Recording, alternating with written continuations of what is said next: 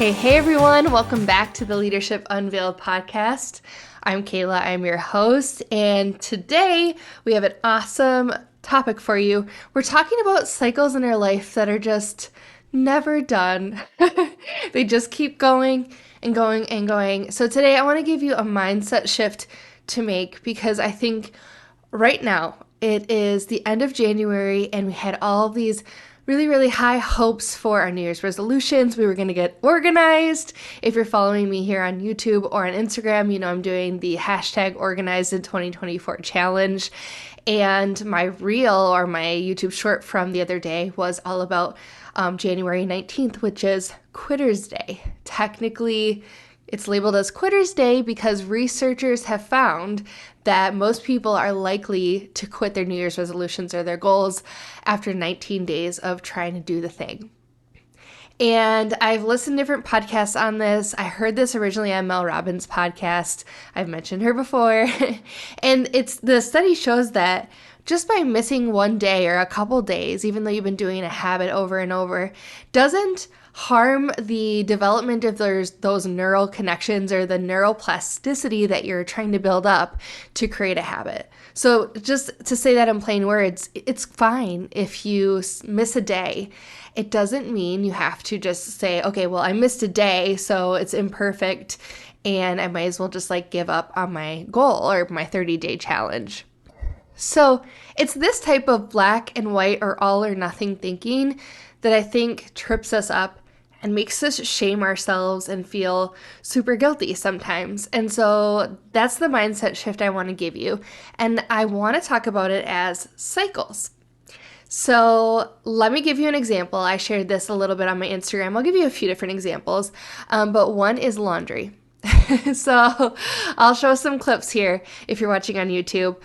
If you're watching or listening just on the podcast app, I'll describe it. But go to my Instagram or my YouTube. I showed a reel or a short of this on, I want to say it was day 12 or so.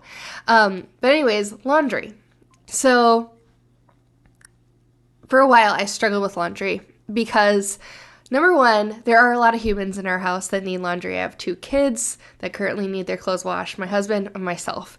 And I have a lot of clothes. I can go for a few weeks without needing to wash clothes. I think at one point I could go for 3 weeks without needing underwear washed. It was kind of crazy. And then I started sort of realizing that every item that we have, everything that we have in our house is inventory.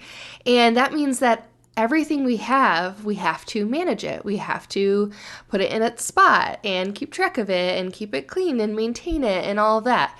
And it's well, shit, that is a lot of work. It's oh my God. So at one point I started doing this decluttering journey, and that was during 2020. I felt so much shame about all the things that we had in our home.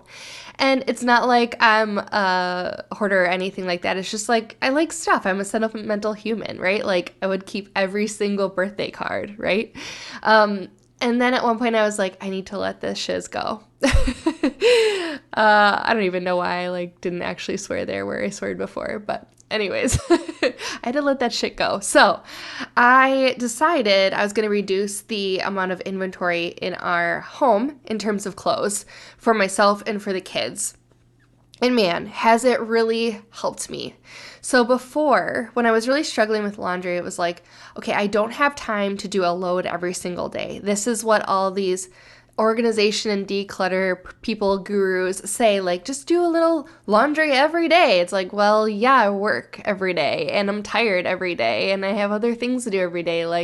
Seriously? It just wasn't going to work for me. So I reduced the inventory that we had. I thought, okay, if we have less clothes, then I can get it all done. It'll be easy and I will do it all on the weekends, right? Well, then Saturday comes around and we're supposed to be hanging out as a family. And I'm okay, I am totally resentful of this stupid laundry that I've got to get done because I'm not able to be with our family and it's a freaking mountain still. There's still a lot of clothes, even with a reduced inventory. And so I was just really struggling with this. And some of y'all might be thinking, like, what about your husband or your partner? Well, yeah, he also has many things and accountabilities and responsibilities in our home. So this was an agreement that we had between each other, that I would be responsible for myself, the kids, and then he can do his own laundry, right? And then he does other things for our family. So fine, all good. So I'm like, okay, how do I get this done? And actually, I should say that was an agreement we created after I was really struggling. Like, you can't just leave your mess here in a pile. Like, you'd have to take care of it, right? So that's a whole other thing. But so this idea that I can never get my laundry done. Like, it's Saturday, I'm doing a mountain of laundry and it's never done. Like, why am I still failing at this? And then I heard a different take on this. It was, what if laundry is just never done? Which I was like, yeah, like, girl, that's how it is right now. Like, it's never done.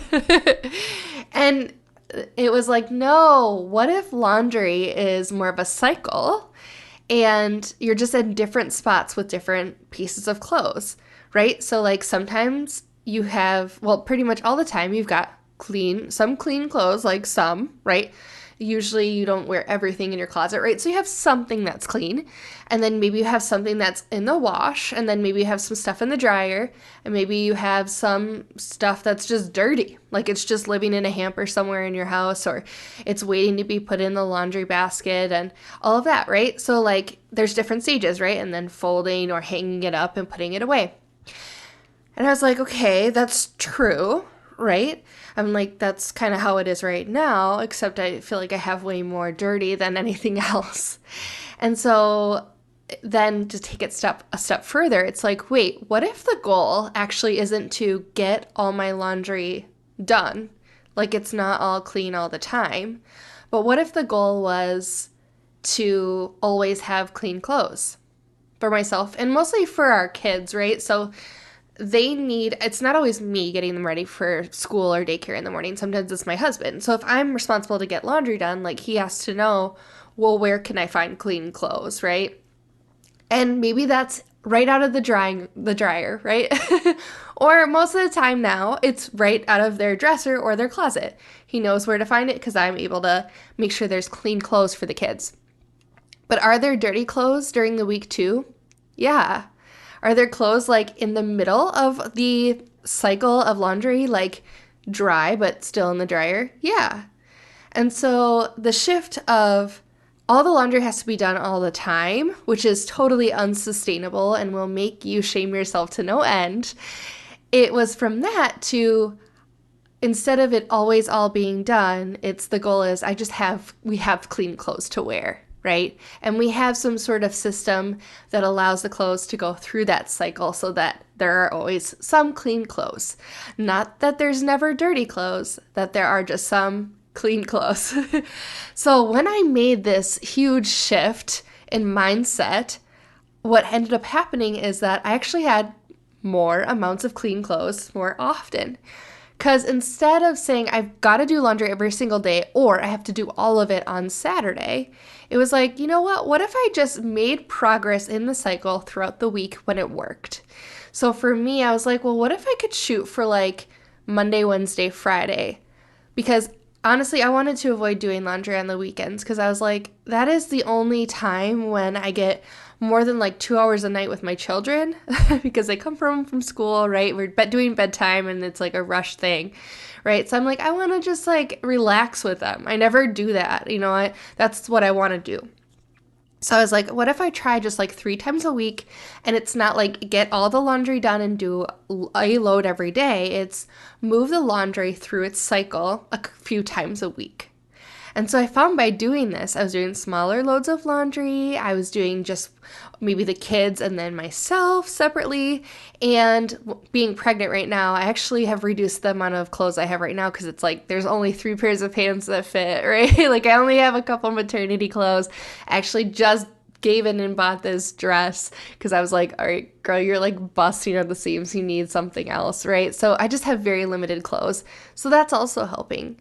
And also, guess what? I was usually never able to maintain having like the same matching socks for my kids. They just get eaten in the washer. And you know what now? Like I am able to match their socks because I'm like doing loads and they're wearing matching socks and then they're staying matching. I don't know. I'm not sure why this was so hard for me, but if it was hard for you, I hope you can relate and take away that these all or nothing mindset shifts, like they're so powerful. All or nothing or black and white thinking doesn't necessarily serve you. So if you're thinking, okay, well, what else could I take this mindset of the cycle where it's like the goal isn't it's always all done all the time, but the goal is you just make progress on it and you always have what you need. I have a list of a couple other things that I can think of that are kind of like this. So the first thing is, as a leader, as a working parent, any of that, as a professional, your to-do list. I think this is what is surprising when I mentor people who move from like very much like being in like a professional, like, you know, doing the work and like being able to like leave their work at home and just kind of like be really on the front lines. Like think about like a nurse or a lab tech who's like, oh, I work in with the patient every day or I work on the bench every day and then I sign out and I'm done. And then they move into a leadership position and they're like, oh shit, my to-do list is really long.